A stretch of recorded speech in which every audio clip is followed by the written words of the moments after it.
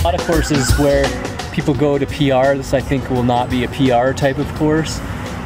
This is going to be one where the person with the best plan going in is going to be successful. I think you know, the two loops around Gunlock and Vail have kind of a steady uphill. It's a rough road and it's punctuated by a lot of very steep short climbs, so you know, 10, 11, 12% grade type climbs.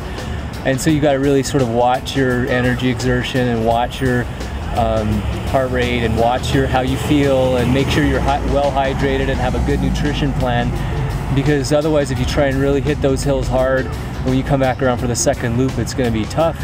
And then you got to transition and go out on this run, and the run is either uphill or downhill the whole way. There's not a flat section. And May 1st, you know, people are going to be out on the run in the afternoon, and it could easily be in the 90s here in the afternoon.